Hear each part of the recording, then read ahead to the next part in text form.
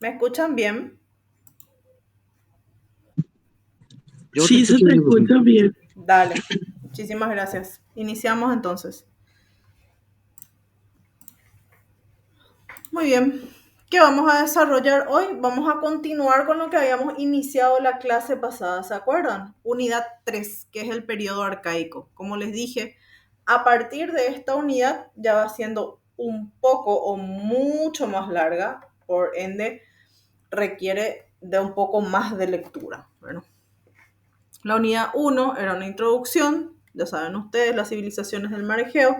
La unidad 2 hablaba de un periodo legendario que la mayoría, al menos los que están aquí, estuvieron presentes el lunes pasado y estuvieron exponiendo un poco acerca de qué cosa era que estaban exponiendo ustedes. ¿Qué se les pidió? Mitos y leyendas para Sí, muy bien. ¿De qué? ¿De qué sobre lecturas? sobre las obras de la Ilíada y la Odisea de Homero. Muy bien, sobre las obras de la Ilíada y la Odisea. Excelente. Bien, estas son las unidades. Yo les había presentado la semana pasada y habíamos desarrollado hasta Atenas, no habíamos llegado a Esparta. Ahora vamos a desarrollar y a ver si es que podemos hasta por lo menos los reformadores de las leyes de Solón, ¿verdad? Muy bien, entonces habíamos hablado, hecho una introducción de lo que es el desarrollo de las polis griegas. Todos ya tenemos una idea de lo que eran las polis griegas, ¿verdad?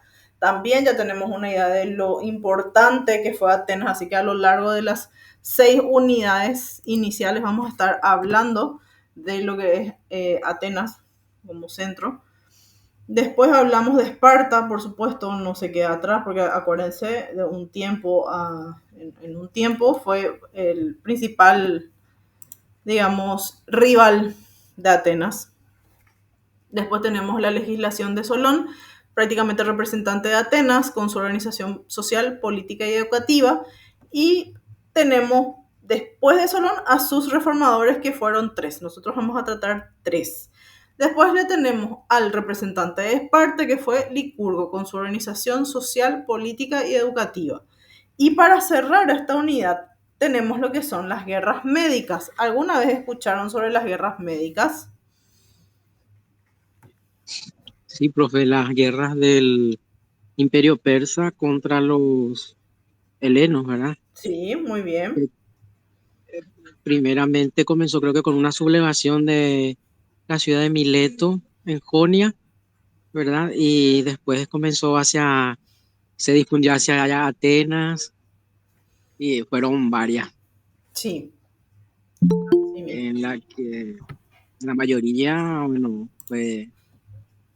fue victorioso para el lado griego. Ujú. Bueno, sí, súper. Muchísimas gracias. A ver, tengo de manera automática, así que a ellas les están aceptando. Bien, continuamos entonces nosotros. Vamos a hacer un repaso rapidito. Esto ya lo habíamos visto la clase pasada. Entonces, hablamos de primeramente la parte central, al menos de esta primera parte, es lo que es la Acrópolis. ¿Se acuerdan? La acro, por un lado, que es alto, y la polis, que es ciudad. Entonces, esa ciudad alta. También habíamos destacado que el periodo arcaico abarcaba desde qué siglos a qué siglos. Buenas tardes a todos los que se unen. ¿Cómo están? Estamos haciendo una retroalimentación rapidita de lo que fue la primera parte el lunes pasado de la clase de lo que fue periodo arcaico. Creo que del octavo antes de Cristo al sexto, puede ser, profe. Sí, al quinto. Súper Al bien. quinto, perdón. Sí, Sí. sí, súper bien. Bien. Entonces, tenemos también el punto importante que era un ágora. ¿Qué era un ágora en Atenas?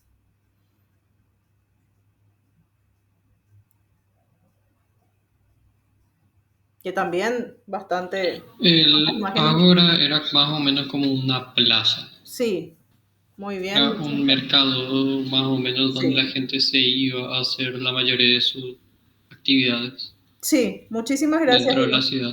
Sí, señor, así mismo. Gracias, gracias. Bien, y después hablamos del ASTI, ¿se acuerdan? La parte estructural de la polis, ese centro político y social que denominábamos ASTI. Muy bien, tenemos mapas. Ustedes saben, la profe ama los mapas, así que les voy a siempre estar presentando algún que otro mapita por ahí, ¿verdad? Más que nada para... Sí, Sí, sí, una consultita.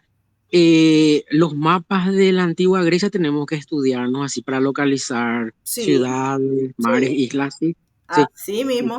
Sí, va a Bueno. salir muchísimo. Te cuento que yo suelo poner Ah, 7 a 10 puntos sobre ese tema. y- bueno, pues vamos a estudiar. Solamente Sí, ubicaciones.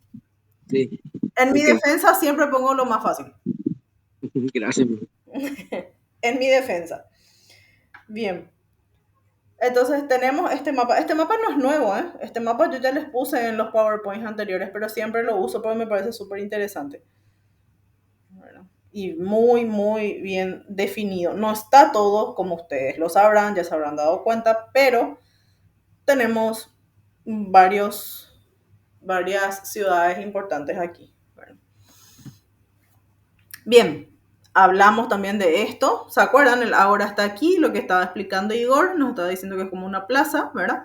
La Acrópolis la tenemos aquí. Sabemos que tenían murallas. Esto que estaba alrededor también tenía un nombre. ¿Se acuerdan de cuál era ese nombre que le rodeaba a este asti?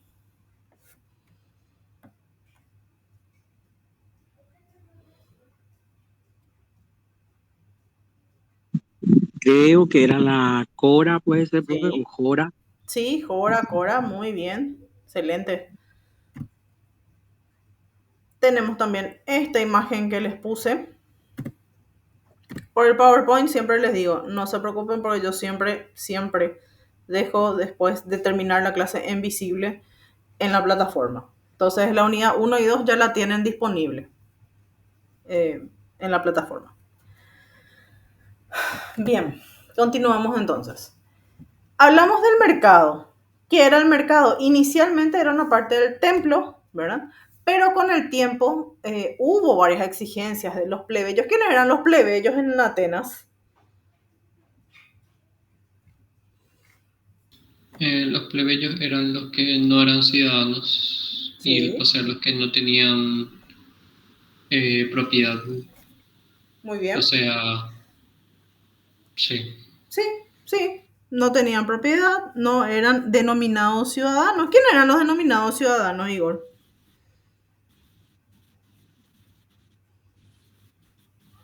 Los ciudadanos eran los que tenían terreno, los que tenían propiedades, los que tenían casas, Sí, los que eran los dueños, y los plebeyos trabajaban bajo ellos. sí. Muy bien, muchísimas gracias, Igor. Así mismo, como decís.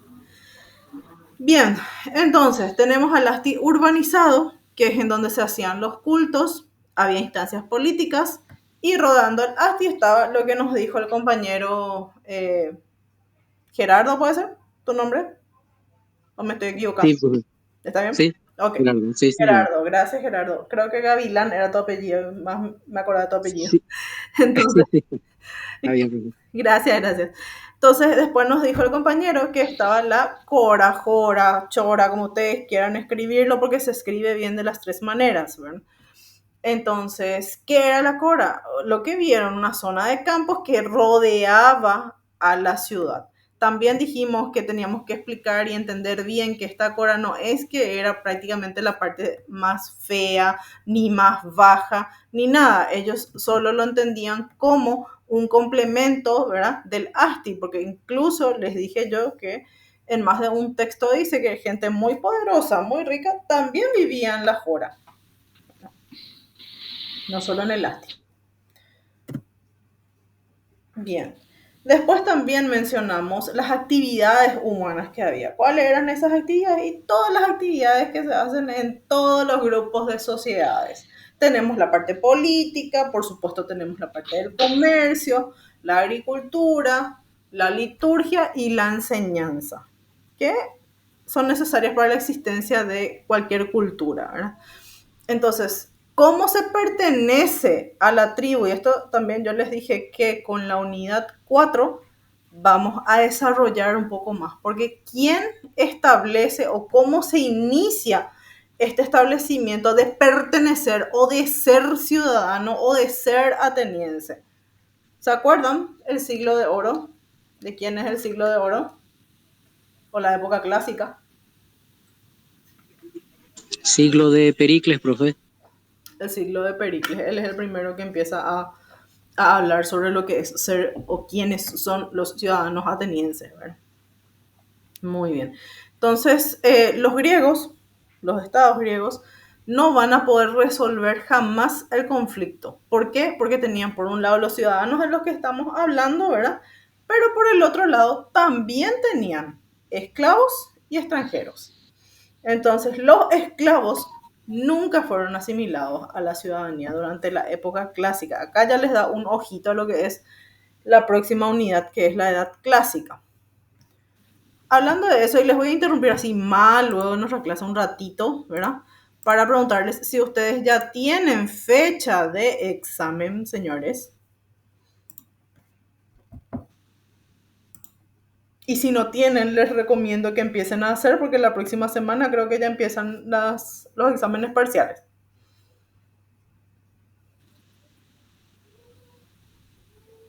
Ya tan pronto, bueno, terminamos ya mayo prácticamente, ¿verdad? Sí. Sí, señor. En Sí, junio ustedes inician y ¿por qué mi preocupación? Porque la próxima semana ya es junio. Y ustedes sí, sí, tienen dos sí, asignaturas conmigo. sí. Creo que lo único que fijamos es geografía con nuestra delegada, con Fiorella, hasta el momento. Bien. Mm, Entonces, sí. por favor, si es que pueden hablar entre ustedes, ¿verdad? Pongan una fecha y me pasan la fecha para poder yo preparar el examen, ¿sí? Ok, Vale, gracias.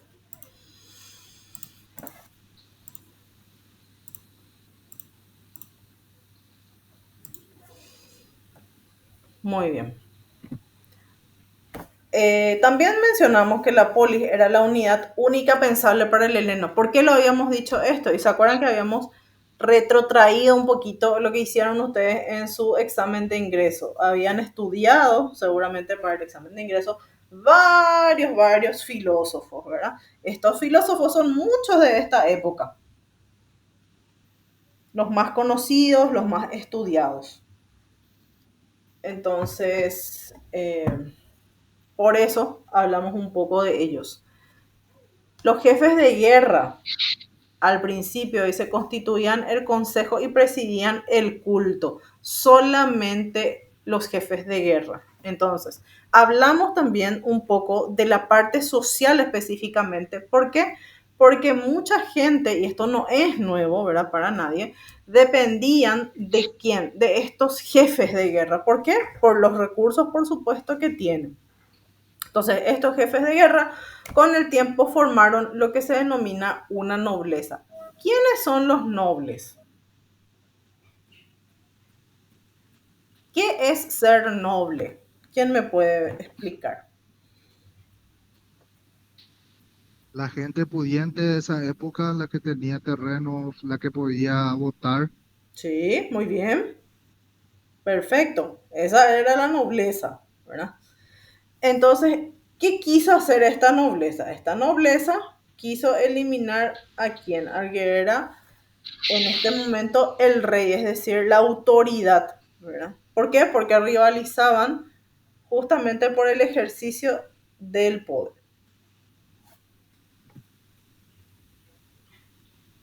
Estos nobles lo que hacían era rechazar cualquiera, que cualquiera pueda ejercer el predominio. Entonces, los poderes del rey fueron atribuidos a un magistrado. ¿Quién es el magistrado? ¿Cuál es la palabra que aparece aquí? El famoso arconte, ¿verdad? El arconte al inicio era una sola persona y duraba 6 meses. Después de mucho tiempo pasamos a varios arcontes y vamos a ver en un momento que son hasta 9 arcontes, ¿verdad? Y este cargo de pasar a 6 meses pasa a ser anual, es decir, cada año. podía elegir cada año. Este arconte, ¿por quién era elegido? Por el consejo que tenían y, por supuesto, confirmado por la asamblea. Pertenecían a la nobleza, o si no pertenecía a la nobleza, entraba en la nobleza una vez que cumpla el cargo. Eso también habíamos dicho la semana pasada. ¿Se acuerdan de todo esto? Sí, profe. Ok, muy bien, gracias. Después hablábamos del demos, el pueblo, ¿verdad? El pueblo ya estaba bastante inquieto. ¿Por qué? Porque empezaba a reclamar un reparto más justo de tierras, ¿verdad? Empezaba a reclamar la participación que tomaba de las decisiones que tomaba el gobierno. Y también, por supuesto, la transformación, que después vamos a hablar también de las famosas transformaciones de estas instituciones políticas y jurídicas. La primera, aquí como les digo, ya se hizo otra vez ojito, ¿verdad? ¿Por qué? Porque se habla del arconte. Cambia o cambió. Como les dije, de 6 meses pasa a un año. De rey pasamos a tener un magistrado, es decir, un arconte. Entonces, esos son los cambios o la transformación de las instituciones políticas y jurídicas que vamos teniendo. ¿Está bien?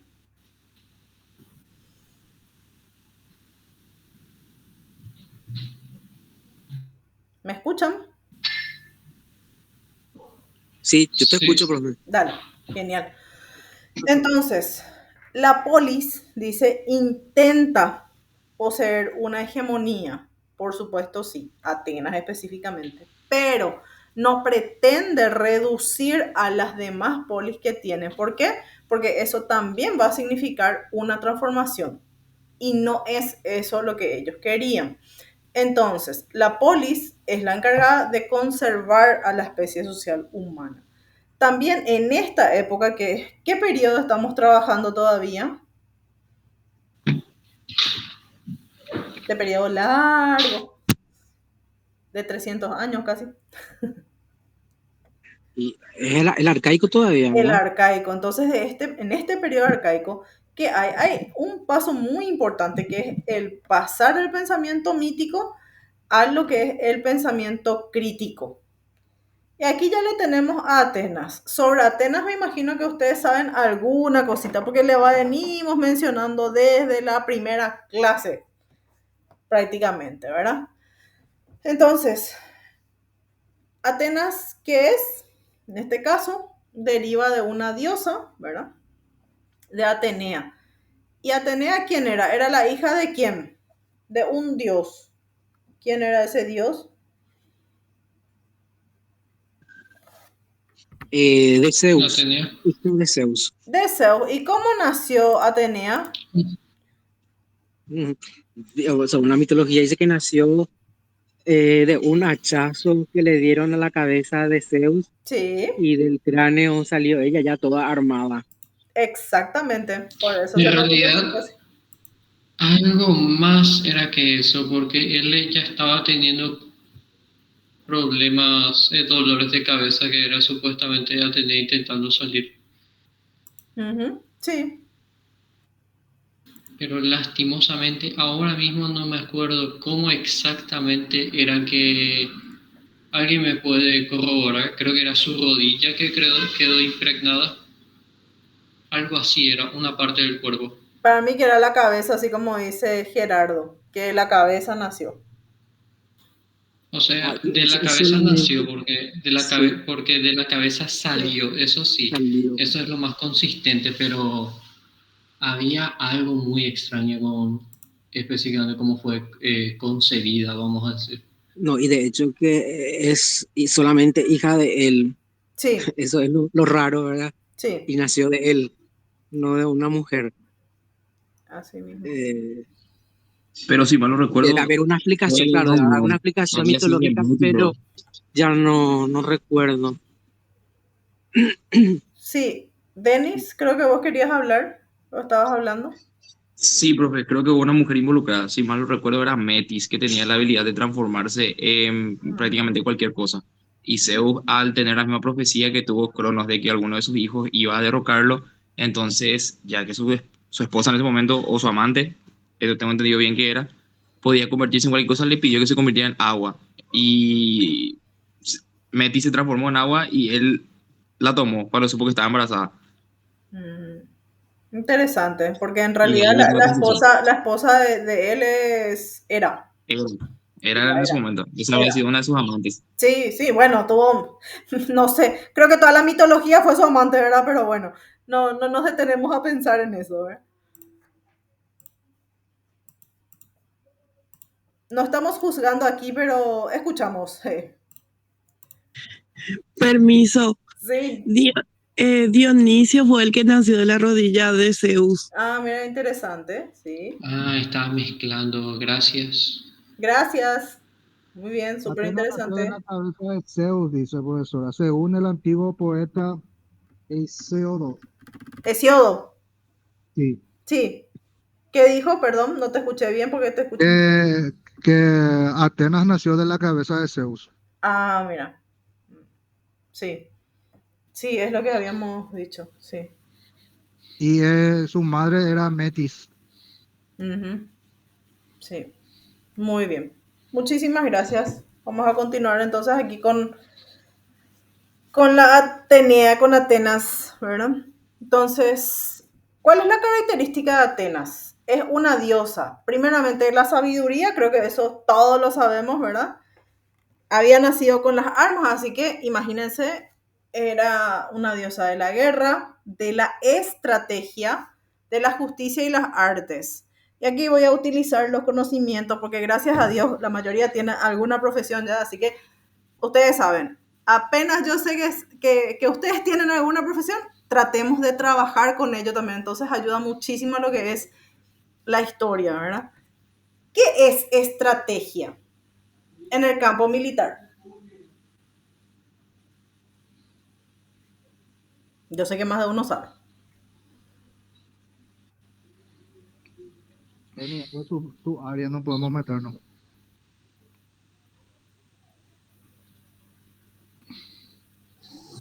No sé si me escuchan.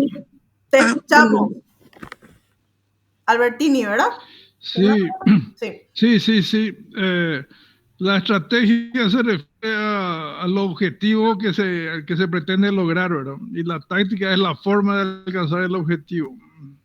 Muy bien, muchísimas gracias, Fernando. Súper interesante el aporte. Entonces, ya tenemos un aporte. ¿Alguien más quiere decir alguna cosa? Yo tengo...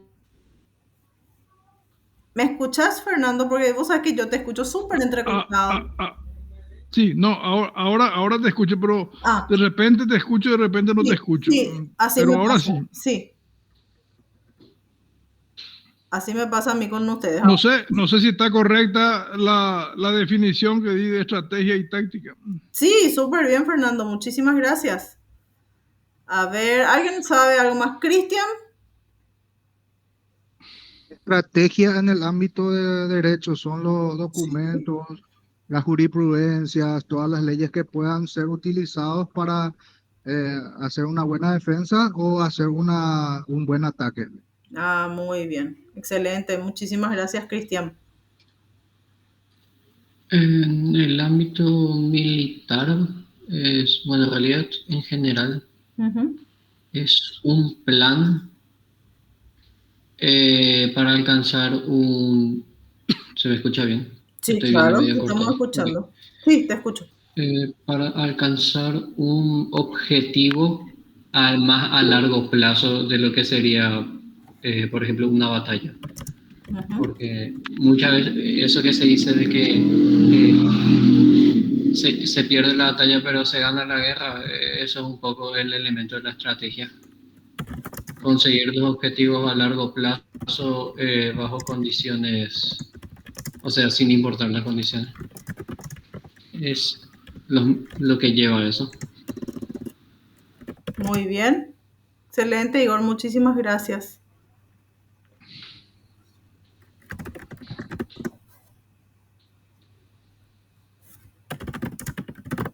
Ahí está.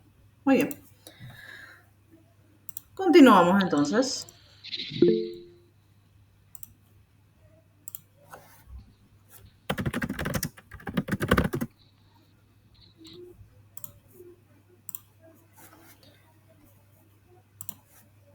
Ya sabemos cuál es el puerto de Atenas. ¿Cuál es? El Pireo, ¿verdad?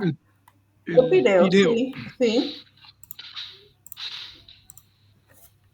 A ver.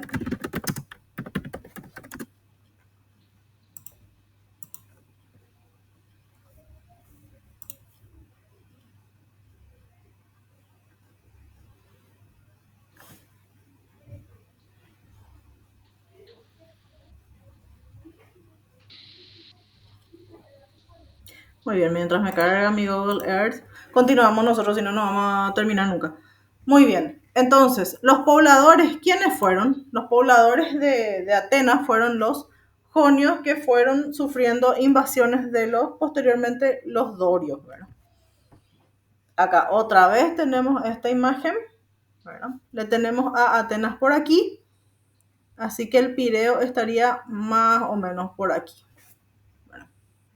Cerquita de Atenas. Muy bien. Hablamos de los jonios. ¿Quiénes eran los jonios? Eran los que estuvieron más cerca de las otras civilizaciones y se menciona a Asia Menor. ¿Está bien? Entonces tienen contacto con otras culturas. En el aspecto político, hablamos de la primera democracia, porque venimos mencionando la democracia, ¿verdad? El demos, dijimos hace un ratito, ¿qué era el demos? El pueblo. El pueblo, sí, el pueblo.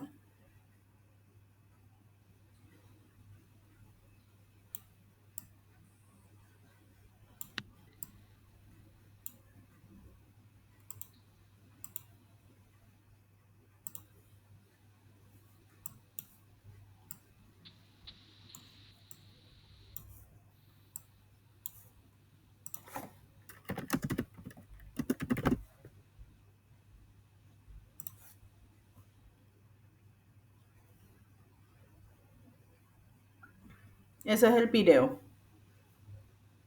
No sé si se puede apreciar bien.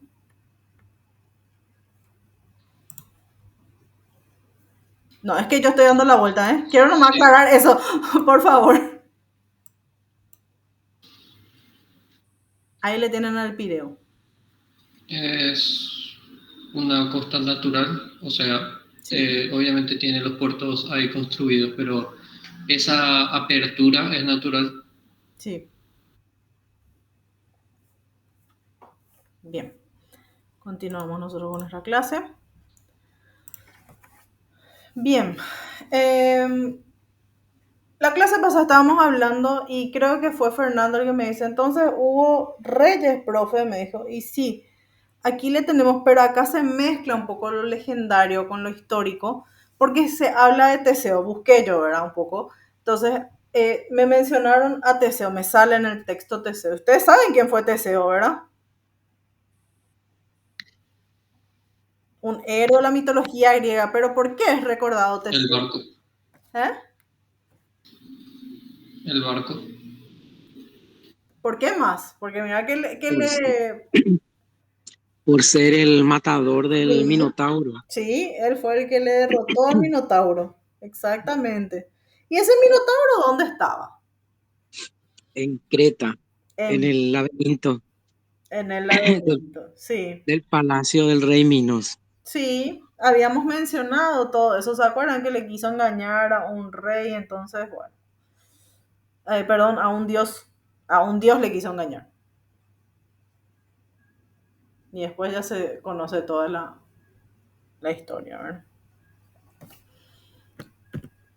Muy bien, ahora hablamos de Esparta. ¿Qué sabemos nosotros de Esparta?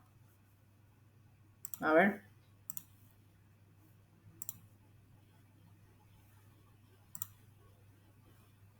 Y Esparta era el otro gran modelo de polis de la antigua Grecia, pero un poco diferente a Atenas, ¿verdad? Era Sí. por la formación de sus ciudadanos y, bueno, era un estado, una polis militar. Excelente, muy bien. Era una polis militar. ¿Dónde está ubicada Esparta? Está en el Peloponeso, al sur del Peloponeso, a orillas del río Eurotas. Muy bien. Vamos a buscarle un poco. Voy a volver a insistir. Si la profe les muestra tantos lugares en Google Earth, ya saben por qué será. Pues vamos a ubicar todas esas polis. Eso espero. Con gusto. Muy bien, acá ya le sale lo de Esparta. ¿Se dan cuenta?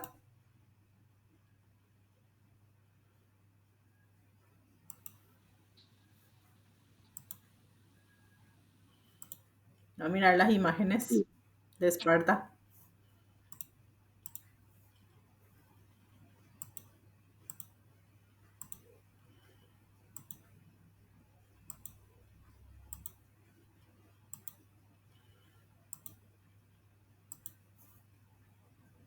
Muy bien.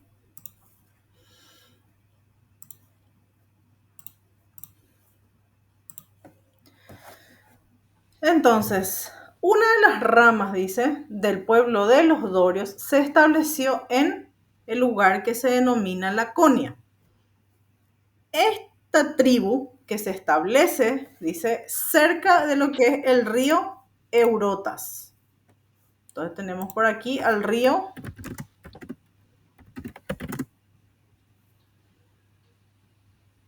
Eurotas. No sé si mi internet está un poco lento. ¿Ustedes me escuchan bien? No me suelen escuchar con cortes. Sí, se escucha bien. Se escucha bien. No, no se escucha. Porque yo les Escucho escucho bien. cortados, ¿sabes? O sea, les escucho bien un ratito y después se me corta. Y posiblemente es tu internet, profe. Yo Porque te no escucho con cortes. Sí, porque ¿Será que que tu internet está enviando bien pero recibiendo mal? y capaz que sí, ¿verdad? Porque yo les prometo que yo les escucho entrecortados, o sea, escucho bien un ratito y después ya no. Como que se me va lo que me dicen. Muy bien. Le tenemos entonces al río Eurotas, por aquí.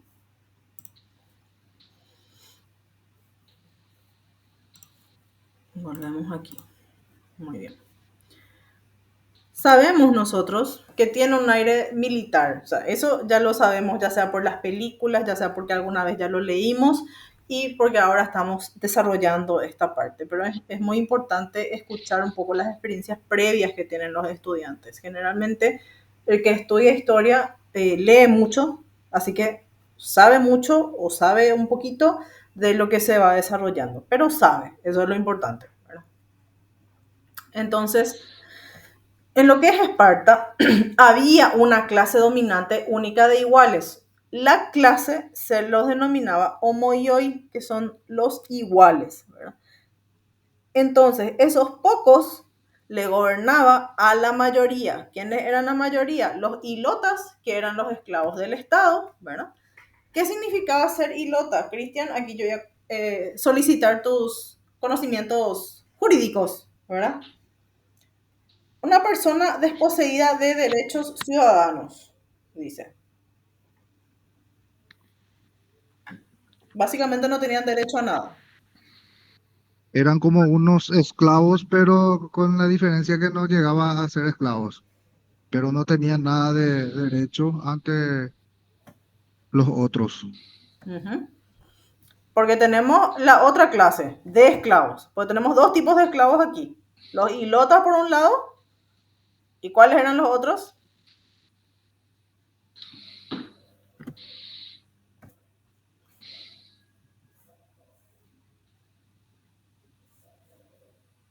Aquí. Ven mi flechita, ¿verdad? Sí. Sí. Se llaman Piecos. periecos. Sí, los periecos, ¿verdad? Entonces, los homoioi, que son los espartiatas o que son los iguales, dice, estaban totalmente sometidos a lo que es el Estado militarista. Es decir, no es que los padres decidían por ellos, sino los funcionarios del Estado. Entonces, este sistema que se basaba en espartiata era prácticamente directo y absoluto sobre la vida, ¿verdad? o tenían el control absoluto, mejor dicho, sobre la vida de estos numerosos vasallos. ¿Quiénes son los vasallos? Y estamos hablando de los hilotas y los periecos. Entonces, estos espartiatas, que son los homoioi, descendían de los primeros conquistadores. Y sus vasallos, es decir, sus esclavos, eran los hilotas, que habíamos mencionado, que tienen la característica de ser una persona que prácticamente era desposeída de todos los derechos ciudadanos, y por otro lado le tenemos a los periecos. Tenemos la característica del hilota, que hacía, que contribuía con una cuota fija de trabajo. Tenían una opresión del Estado y abundaban los espías enviados por el gobierno. ¿Qué hacían? Y liquidaban a todo hilota de apariencia peligrosa. Sería como la Mita y la Yoconda, profe. Sí, sí, tal cual, tal cual. Entonces aquí no había ni juicios ni explicaciones. La hacían desaparecer y punto. A nadie se le debía explicaciones, ¿verdad? Por otro lado, le teníamos a los periecos, quienes eran libres, pero estaban sometidos, por supuesto, a la autoridad espartana. Gozaban de algunos derechos y formaban parte del ejército, además de realizar actividades comerciales, es decir, tenían un poco más de libertad y eran un poco, yo creo que bastante, ¿verdad? A diferencia de los hilotas. Entonces tenemos la supervivencia. La supervivencia del espartano se decide no en base a la inteligencia, pero sí en base a la fuerza. Acuérdense, era un pueblo guerrero, ¿verdad? Que tiene sus características de pueblo guerrero. ¿Cuál era una de sus características? Les comento que prácticamente ellos le mataban, ¿verdad? O le tiraban desde un punto muy alto a sus hijos cuando veían que nacían con problemas. Ellos no se hacían cargos de hijos con problemas. Bueno, que nacían con una afección o algo así, directamente los mataban. Volvemos como los indígenas también que le Y mataban es a los que es así mismo. Vos sabés que yo leo esto de Esparta y después leo el tema de los indígenas acá en Paraguay y digo, Dios mío, ¿verdad? Por supuesto, los nombres son diferentes, los contextos son diferentes. Ahora, el fin es el mismo. No hay diferencia.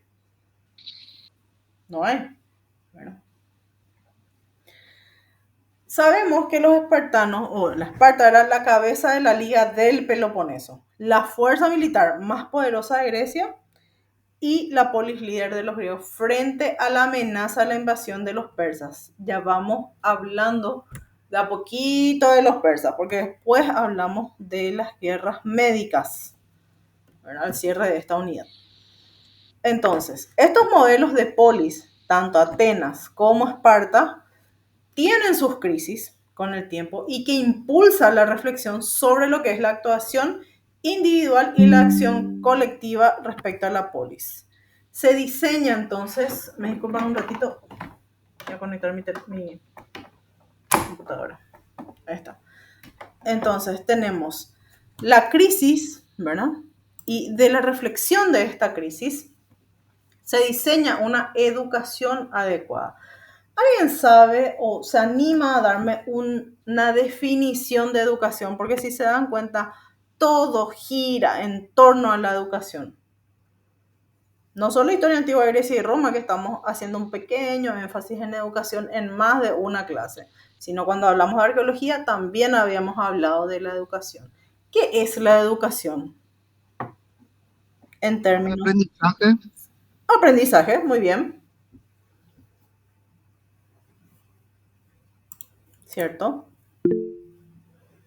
Buenas noches, Gerardo. Adelante. ¿Qué más?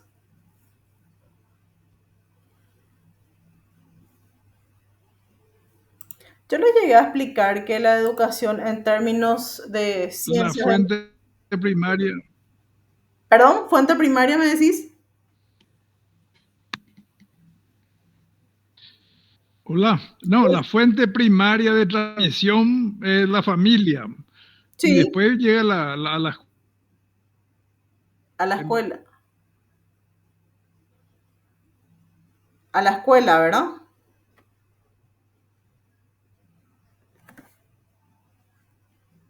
¿Me escuchan? Y se cortó. ¿Sí?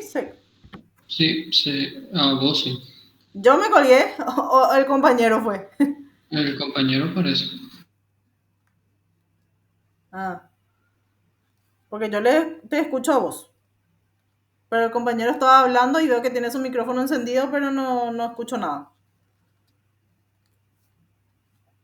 Muy bien, estábamos preguntando un poco qué es educación, ¿verdad? Educación en el ámbito netamente educativo, ¿verdad? Se menciona como un intento de influir en la conducta, de cambiar un poco la conducta, ya sea del estudiante, ¿por qué no? Del docente también. Entonces, en el caso de educación, de ciencias de la educación misma, se hace énfasis, por supuesto, en el estudiante, en el cambio de conducta que tiene que tener el estudiante una vez que es educado. Al fin y al cabo, ese es el propósito cuando se van a la escuela. Entonces, a eso se refiere educación. Por eso es que hacían tanto énfasis en la parte educativa. No es porque les interesa demasiado la educación, sino que hay otro fin detrás. ¿Cuál les parece que puede ser ese fin?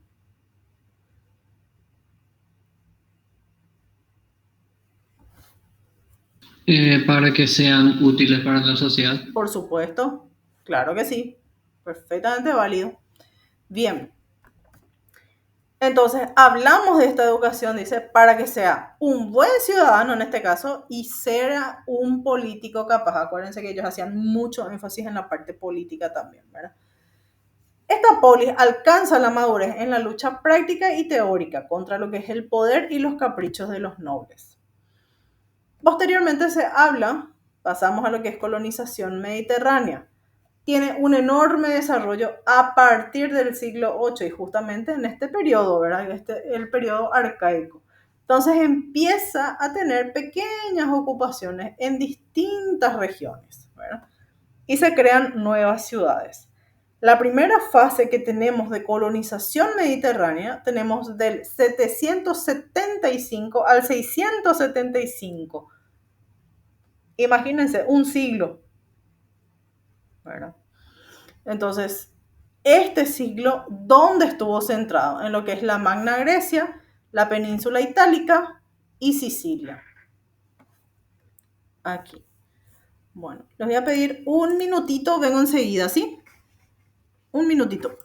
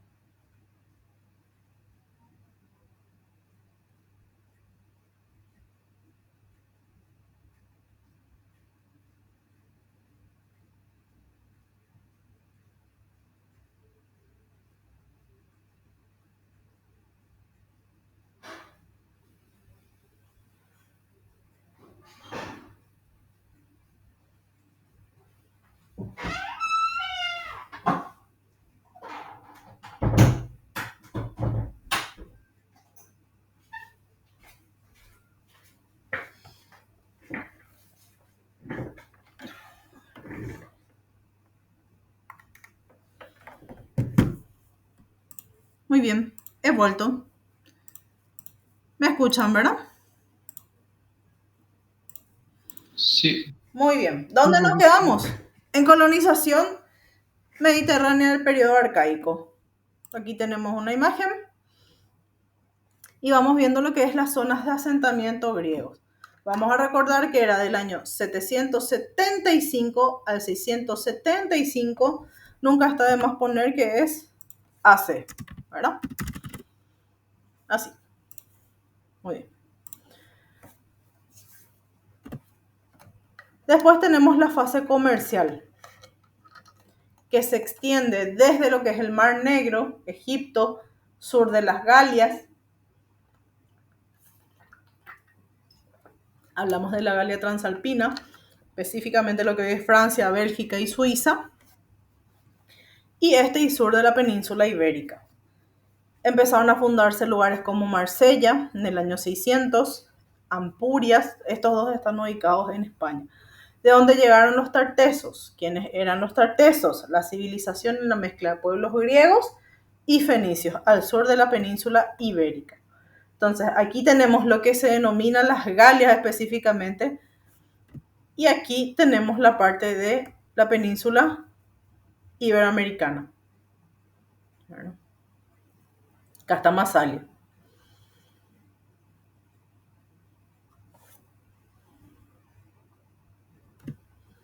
Acá le tenemos a Esparta, por ejemplo. ¿Se dan cuenta? Acá está Esparta, acá está Corinto, Mileto, Cartago.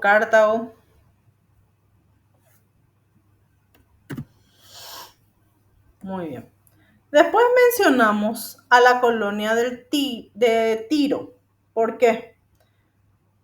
Porque Cartago fue una colonia de Tiro, fundada en los siglos XI y VIII, que respalda a los fenicios. Entonces, impiden la expansión de los griegos.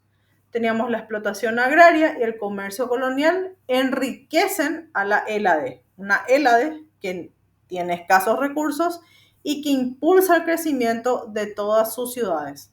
Acuérdense, cuando hablamos de Atenas, hablamos de la Atenas continental, de la Atenas que también se refiere a la insular o las islas, y por supuesto también sus colonias, ¿sí? Bien, hay una invención y difusión de la moneda que lleva, dice, la marca del Estado que la garantizaba. Hablamos de muchas ciudades-estado. A ver, me pueden mencionar, aparte de Atenas y Esparta, me pueden mencionar otras ciudades. A ver, les voy a ayudar. Acá, vamos a poner esta, por ejemplo. Bueno.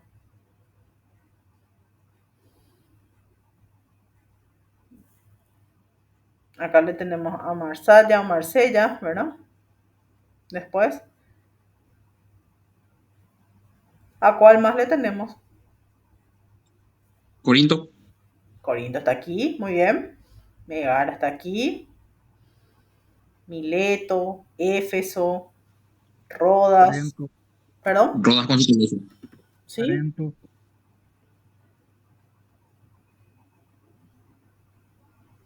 Epídamo también aquí está. Tarento, Tarento, ¿sí? Crotona.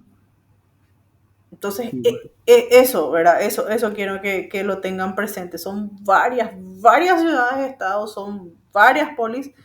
Entonces, ellos se sentían como independientes, de hecho, eran bastante independientes por tener justamente las monedas, ¿sí? Esa moneda que marcaba el Estado que le garantiza. Entonces, comienza a finales, dice, del siglo 7 antes de Cristo, en Asia Menor. Le tenemos a Asia Menor. Asia Menor está acá. De este lugar nos referimos nosotros cuando decimos Asia Menor. En Jonia, te dice. Jonia es más o menos esta parte, los jonios. Bueno. Se dan cuenta, o sea, ya se van dando cuenta del por qué le pongo tantos mapas, ¿verdad? Porque hablamos de unos cuantos lugares y están en un mapa, pero me faltan otros cuantos lugares. Entonces, esos otros cuantos lugares le pongo en el otro mapa, más o menos, para poder tener una idea bien clara de dónde estaban estos lugares, porque hablamos de muchísimos espacios, ¿verdad? En muchos casos que hasta son desconocidos para nosotros, porque al fin y al cabo estamos hablando de una historia europea. Entonces, para mí es importante siempre estar con el mapa y con mi Google Earth ahí a cuestas, ¿verdad? Por más que me cueste muchísimo de repente proyectar. Bien, Profe, señor, te escucho. ¿esa moneda funcionaba solamente a nivel local o con demás ciudades-estado? Yo asumo que funcionaba con las otras ciudades. Asumo, no estoy segura, ¿verdad? Porque mira, si cada ciudad tenía su propia moneda, me imagino que para los intercambios debía de tener algún valor. Así como Ok, las gracias, monedas profe. internacionales, profesora, podía ser.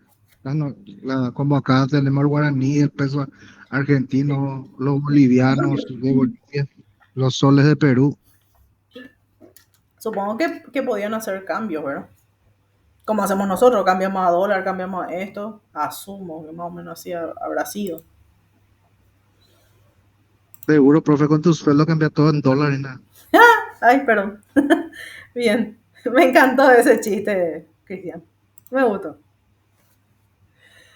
Bien. Entonces, vamos.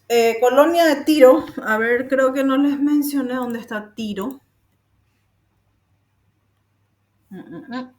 No. Hola. Hola. A mí me dijo hola. Sí, no quería opinar nomás sobre el tema de las monedas. Sí. Las monedas para ser elemento de intercambio tenían que ser oro o plata, o sea, independientemente de quién emitía la moneda, plata, porque para poder comerciar con otros pueblos, o si no, no, era casi imposible. Si no, tenía que terminar en trueque.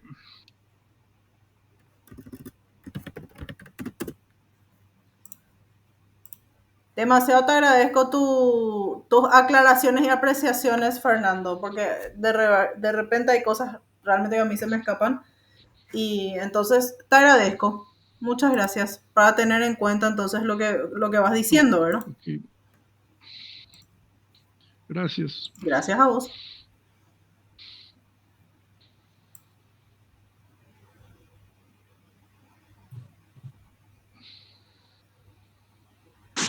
Entiendo que las monedas tenían un peso estandarizado y aleaciones permitidas para que sean pasadas como válidas, ¿verdad?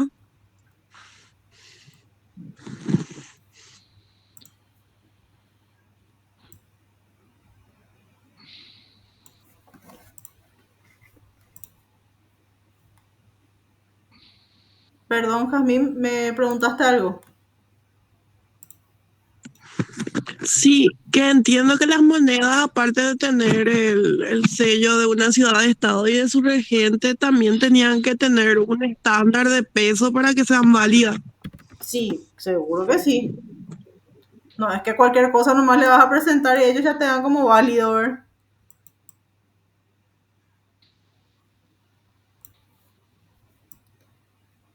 Bien. A ver, aquí.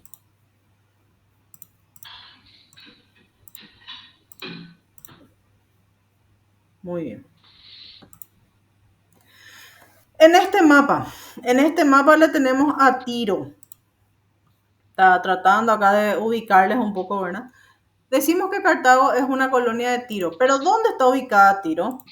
Tiro está en este mapa y está aquí.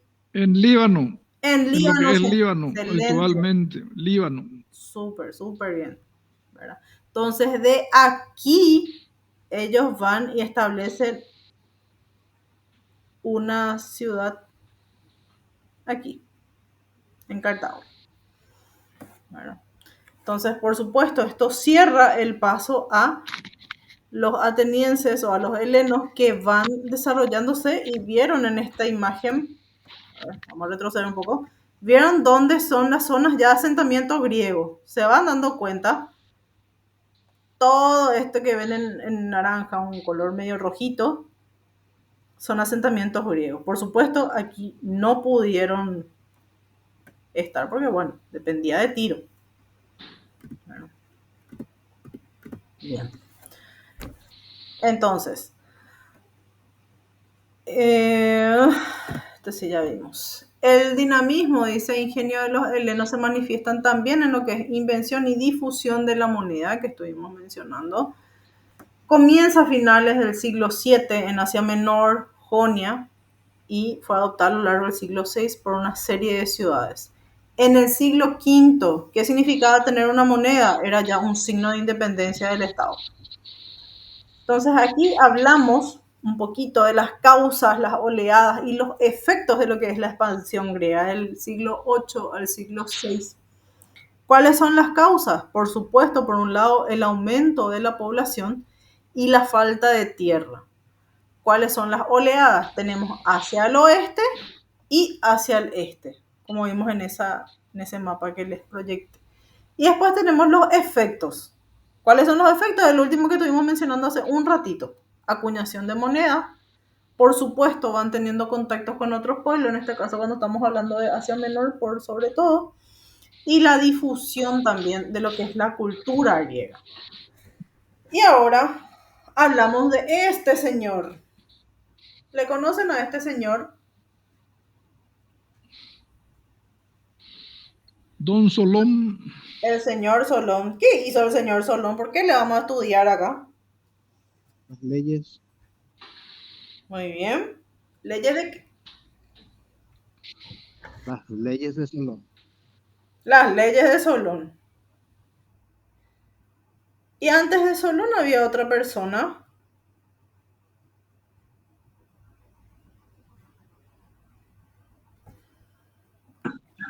Pericles con su reforma, ¿puede ser, bro? No. Un poquitito antes de Solón, Dracón. Le teníamos a Dracón primeramente. Un arconte. ¿Qué era un arconte?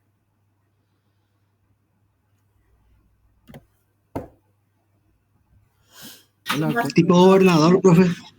Un magistrado, ¿se acuerdan? Que Un primeramente, magistrado por lo que era votado, primeramente estuvo 6 meses y luego estaba un año. sí, que eso también vamos a volver a repetir en Roma, ¿verdad? Pero ahora lo estamos mencionando en Grecia, para que vean que hay muchísimas cosas parecidas, ¿verdad? Entonces, en el 624, nos vamos a ubicar en el 624 a.C. y hablamos de Dracón. ¿Qué es lo que intenta Dracón primeramente? Antes que Solón, ¿verdad? Intenta sacar las facultades a los nobles, ¿sí? Mediante una recopilación, una publicación de leyes, que hasta entonces las leyes eran transmitidas de manera oral. Entonces, una de las normas que él tiene, dice, estaba centrada en el homicidio. Como no puede estabilizar Atenas, entonces la ciudad estuvo al borde de la guerra civil. Solón, por su parte, muchos años después, fue investido como arconte y con plenos poderes para poder poner fin a lo que es la estasis. ¿Qué es la estasis? Si te está diciendo que Atenas no se pudo estabilizar y que estuvo al borde de una guerra civil, entonces, ¿qué es la estasis en este contexto? Sería el date quieto a la ciudad, darle Uh-huh. una gobernabilidad. Sí, porque es la guerra civil en sí, desarrollada ya. Esa es la estasis. Entonces, como le dan los plenos poderes y pone el fin a la estasis, crea un sistema de leyes.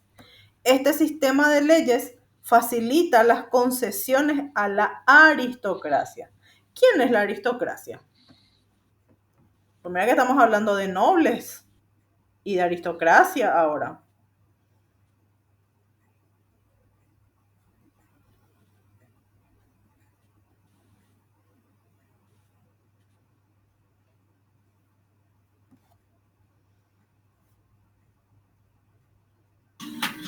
Gobierno de los mejores. Sí, es un gobierno que concentra a la élite, ¿verdad? O sea, no a cualquiera. Siempre vamos a aclarar eso, ¿verdad? Una élite privilegiada, dice. ¿Verdad? Generalmente compuesta por quienes, y acá está la respuesta, compuesta otra vez por nobles, ¿sí? Que ejercen el gobierno. Entonces, él interviene o intenta intervenir con un conjunto de leyes públicas de Atenas. ¿En qué hace énfasis específicamente? Y acá ya hablamos de eso, lo vuelvo a insistir. En la posesión de tierras concentradas en manos de unos pocos. ¿Les suena familiar esta parte?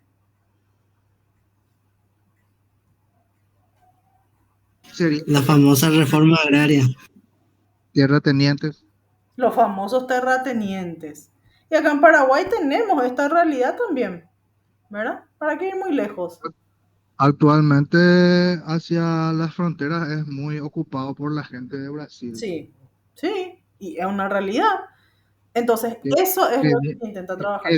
que viene y se hace el amigo de la gente, Sí, invitándole a asado, después dice dónde se puede conseguir alquilar un terreno, luego alquila el terreno, luego le dice, ¿qué tal si te compro? Y así compra parte y hasta que sí, hace una gran extensión de terrenos. sí, sí, ahí está. Sí, así tal cual. Es acá. En esta época ya imagínate, ¿verdad? Hoy en día, unos cuantos años y siglos después, tenemos la misma realidad. Porque es la misma realidad. Porque ¿para qué un brasilero va a querer tantas tierras paraguayas? No hace para mirarle, ¿verdad? Es para trabajar esa tierra. Utilizan actualmente en la agricultura, todo lo que entra en ese dinero son llevados el dinero nuevamente a Brasil, Por donde son supuesto. Tal cual. los recursos. O sea que no es que Paraguay suele tener recursos de eso. Tal cual. Bien. Entonces tenemos esta posesión de tierras concentradas en manos de unos pocos y limita los derechos de los acreedores. Él lo que quiso hacer es impedir la explotación del campesinado y a él se le debe ya una creación de jerarquía censitaria. Es decir, él lo que hace es crear 4 clases, ¿verdad? O lo que se llama timocracia. Y acá yo ya les puse lo que es la definición de timocracia. ¿Qué es timocracia? Ejercer el poder de los ciudadanos que tienen un cierto nivel de renta. Entonces, de estas clases, que son 4 que él creó, se basaba en lo que es riqueza, pero ojo, no es riqueza de dinero, sino riqueza entendiendo como la explotación agrícola. Bueno, entonces, reconoce la riqueza por encima de lo que es la sangre para poder acceder al poder. Teníamos que las 3 primeras clases, porque son 4, las 3 tienen el acceso a lo que es un nuevo consejo y preparan los debates en la asamblea. ¿Cuáles son esos primeros? Ahí le tienen a Pentacosio Medimnoi, los hippies o caballeros o hippeis caballeros y seuguitas. Esos son los 3. Hippeis caballeros están en una misma, digamos, clase, ¿sí? Y después hablamos de la bule. ¿Qué es la bule? Llegamos ya a escuchar alguna vez.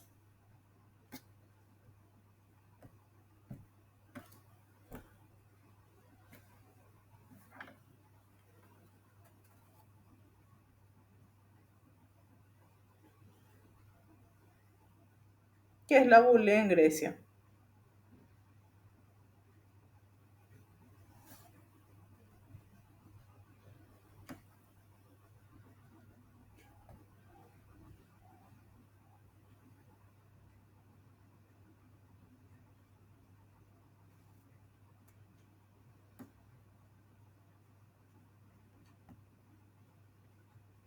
Tipo un consejo legislativo, creo que era, profe. Sí, muy bien. Ahí ya te dice lo de los 400, te dice, ¿verdad? Entonces, este consejo o la bule, primeramente era de 400 personas. Y aquí se le incluía a los tetes, que son los jornaleros, que pueden participar en la asamblea. Entonces, este nuevo consejo, desempeña una función primordial para lo que es el desarrollo de la democracia. Y aquí tenemos un poco lo que es el ejemplo de cómo estaba representado. Tenemos a las tribus, ¿verdad? La primera, que es la pentacosión de Dimoy, que les dije. La segunda, que es la de los hippeis, o caballeros. Seuguitas, Y la cuarta, que es la de los tetes, que son los jornaleros. Le tenemos al consejo en un inicio, la ULE, que era de 400 personas, ¿verdad? Tenemos la asamblea popular y tenemos la tribunal popular. Tenemos a los arcontes, ¿verdad? ¿Se acuerdan que le dijimos que era 1? Aquí ya suben a ¿cuánto? A 9, con un tesorero. Y todo esto va para lo que es el areópago. ¿Qué era el areópago? El guardián de la Constitución y los delitos de sangre. Así estaba constituida anteriormente. Por supuesto que este consejo después sube a más personas, ¿verdad? Sube hasta a, creo que 500 y llega hasta 900 personas en algún momento. Bien, entonces, con la legislación de Solón, lo que vemos es que busca un equilibrio social, expresando en forma de ley los problemas latentes. Si se dan cuenta, hay varias situaciones, por eso es que él intenta lanzarlo en forma de ley, ¿verdad? La palabra tirano se empieza a utilizar por aquí, pero tirano anteriormente significaba ¿qué cosa? Solamente el usurpar el poder para poder proteger a las clases oprimidas. Entre los siglos 7 y 6 hubo tiranos en casi todas las ciudades-estados, ¿verdad? Que luchaban contra los regímenes aristocráticos. Después desaparece Solón. ¿Ustedes saben qué pasó con Solón?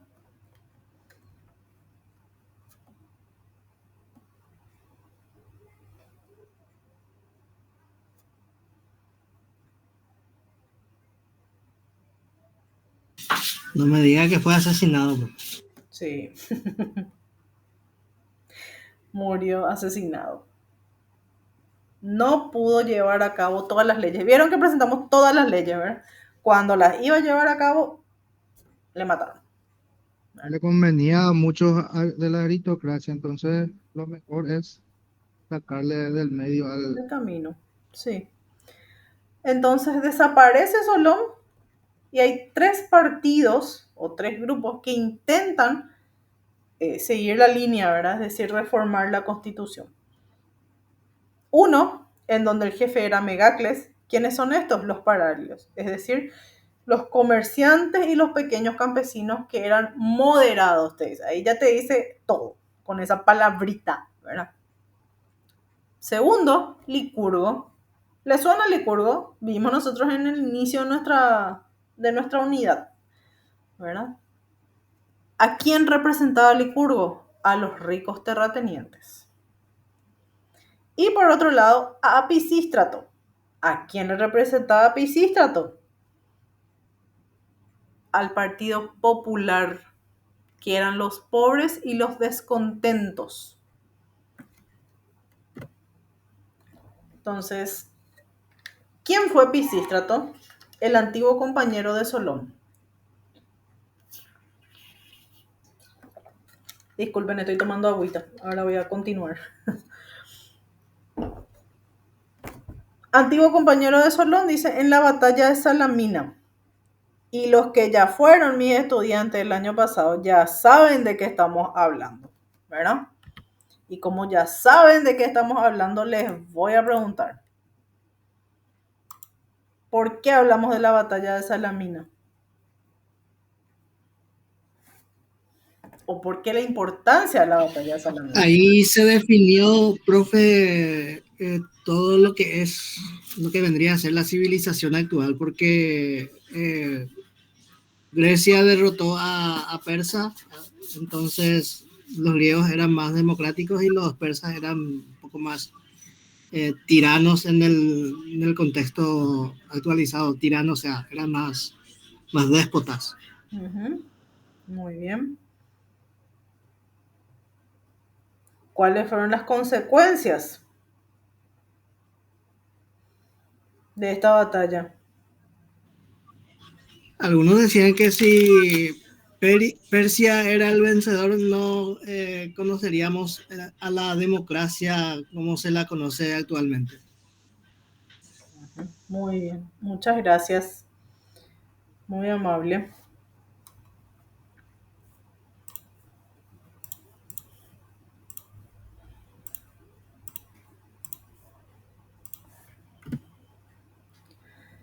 Y hablamos de los reformadores de Solón, ¿verdad? Con un guardia, dice, personal de 50 hombres armados y garrotes, le tenemos al que se convirtió en tirano con un consentimiento general. ¿De quién hablamos? Acá ya está el nombre. Estamos hablando de Pisístrato, ¿sí? ¿Qué eran las tiranías en este entonces? Unas monarquías autócratas y dinásticas que duraban relativamente poco. Entonces tenemos el primer gobierno de Pisístrato que duró desde el 561 al 559. Son 2 años, ¿verdad? Pero ¿qué pasó? En este periodo, él no modifica las magistraturas existentes ni alteró las leyes. ¿Cuál fue uno de los primeros actos? Desterrar a una parte de los aristócratas. Seguramente que le desterró solamente a lo que con él se llevaba mal, ¿verdad? Eso no va a ser tampoco algo extraño. Entonces, no llevó a cabo tampoco la gran distribución de tierras que esperaban los partidarios. Acuérdense de las reformas de Solón, ¿verdad? Las ideas generales o principales, nomás luego, por supuesto, les puse. No les puse todo el peso fuerte de Solón, sino, como les digo, es interminable. Entonces, puntos importantes. Entonces, ¿qué es lo que hace él en ese periodo de 2 años? Confisca las propiedades de los aristócratas desterrados y las divide en los campesinos, pero solamente de los desterrados, ¿verdad? Onda Francia de los españoles, pero Sí, claro. Para que veas que no hay muchas diferencias. Voy a volver a insistir con eso. Entonces, dice, los reformadores de las leyes de Solón incrementó la importación de trigo de los distintos lugares, Mar Negro, la exportación de cerámica, fija préstamos para los campesinos, fomenta el cultivo de lo que es la vid y el olivo. Ustedes saben que este era uno de los puntos más importantes en esta época, el cultivo de lo que es la vid y el olivo. ¿Por qué les parece que era importante cultivar la vid y el olivo? ¿Qué se hacía? La vid hablamos de vino para la uva. Esto, Lo que sería. genial, excelente. Y el olivo es lo que sería todo el aceite de oliva, Sí. también se me fue el nombre, la aceituna. Todo Sí, eso era sí. para comer. Súper bien, excelente. Porque de hecho, en base a eso se alimentaban. Excelente, Cristian. Entonces, estas medidas mejoran las condiciones de vida, que deja de reclamar las distribuciones de tierras. Estas realizaciones hace posible, ¿por qué? Porque no modifica la constitución que dejó Solón. La única innovación que hace es el de establecer jueces en los campos para poder impedir que los campesinos emigraran a Atenas. Es decir, que los campesinos se queden en sus lugares, trabajando, ¿verdad? Se preocupa por los cargos importantes que debían ser ocupados por personalidades dignas de confianza. Da trabajo a los libertos sin ocupación en la construcción de un acueducto y templo, pero fue derrocado y expulsado de la ciudad. Viene la segunda tiranía, que es en el 559 al 556, pero ¿cómo? Aliándose con Megacles. ¿Y cuál es el cambio que hacen? El de casarse con la hija de Megacles. Entonces tenemos después la batalla de Palene en el 549, en donde retoma la tiranía de Atenas y muere en el 527. Al morir le suceden los 2 hijos. Uno es Hipías y el otro es Hiparco. A Hiparco le interesaba mucho más la poesía que esto y fue asesinado en el 514. Hipías fue derrocado con la ayuda de Esparta y terminó sus días exiliado. Ya tenemos en líneas generales lo que son las reformas de Dracón, de Solón y de Pisístrato. De Dracón, ¿qué tenemos aquí? No solucionan los problemas, te dice, entre Eupátridas y el resto de la población. De Solón tenemos acceso al gobierno de los no aristócratas. Tenemos una democracia censitaria, ¿se acuerdan? De las cuatro tribus, digamos, ¿verdad? O las 4 clases, mejor dicho. Libera a los campesinos de las deudas de las hipotecas, prohíbe la esclavitud por deudas y no consigue acabar, por supuesto, con los enfrentamientos entre los grupos sociales. Por eso, a él se le dio poder absoluto para detener lo que es la estasis. Y Pisístrato. ¿Qué hace Pisístrato? ¿Cómo sube al gobierno Pisístrato? por la gente o por la parte popular, dijimos, ¿verdad? Entonces favorece a los intereses populares y pone la base para lo que es la democracia. Después hablamos de Clístenes, que fue arconte en el 508. Revoluciona la política estableciendo lo que es la democracia total. Aquí la bule de 400 pasa a 500. ¿Qué es la bule? Ya vimos, es el consejo que constituye el núcleo de reformas. Suprime las 4 clases y divide al pueblo en 10 distritos. ¿Cuáles eran las 4 clases? Las 4 clases, habíamos hablado de, primeramente, Pentacosiomedinoi, Ipeis caballeros, Ceuguitas y el cuarto que eran los teetes. ¿Sí? ¿Vamos bien hasta ahí? Sí. ¿Sí? Sí, profesora. ¿Sí? Bien. Bueno. Entonces, con Clístenes, entonces, suprime las 4 clases. Divide el pueblo en 10 distritos o demos. Y agrupa, por supuesto, en 10 tribus. Y divide el Ática en 3 regiones. Esto va a ser súper importante porque esto se queda por muchísimo tiempo. Costa, ciudad, interior. Cada región en 10 departamentos a los que denomina tritias. Entonces, costa tiene 10 departamentos, o sea, la región de la costa, la región de ciudad o la región del interior otra vez lo divide en departamentos. Entonces, las disposiciones buscan mezclar, dice, a la población y convertir en ineficaces los antiguos lazos clientelares. Después vamos a detenernos para poder explicar qué es la clientela en este entonces, ¿verdad? Cada una de las nuevas 10 tribus suma una tritia de la costa, que es Paralia, una del interior, la del interior se llama Mesogea, y otra de la ciudad, que esta ya conocen la palabra, Asti. La unidad básica está constituida por el pueblo o la aldea y se atribuye al tirano la creación de un mecanismo de control denominado ostracismo. ¿Conocen ustedes lo que es el ostracismo?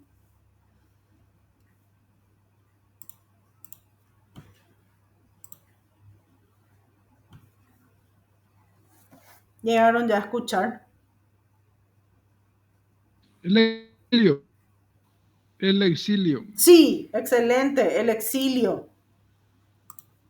Eso es ostracismo.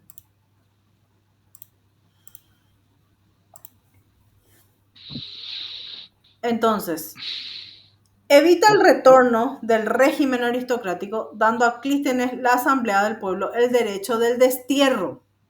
Llamamos ostracismo al voto en virtud del cual el pueblo puede castigar con un destierro de 10 años a cualquier ciudadano. Y consistía en una votación secreta de la asamblea. Tenía, por supuesto, protocolos estrictos. ¿Por qué se llama ostracismo? Por ostracón. ¿Qué era el ostracón? Un trozo de cerámica de una vasija rota en donde se escribía el nombre de la persona a ser expulsada de la ciudad. Estas personas, es importante recalcar, que no perdían ni sus derechos ni sus bienes. La más importante institución democrática era la eclesia o la Asamblea General de Ciudadanos, donde los hombres mayores de edad pueden asistir y participar en las deliberaciones. Lo crucial era el derecho a hablar francamente que poseía cualquiera que lo deseara, sin temor a represalias de los poderosos. La democracia entonces no consiste solo en una representación política a través del voto, sino también en una participación libre y sin peligro en la conversación pública. ¿Les parece si dejamos hasta aquí? Voy a poner acá un color rojo, porque son las 7:30. Así les doy un tiempito para que puedan desperezarse, unos 5 minutitos, y después iniciamos ya con arqueología americana, para poder ir hasta las 8:30 por lo menos, si les parece bien.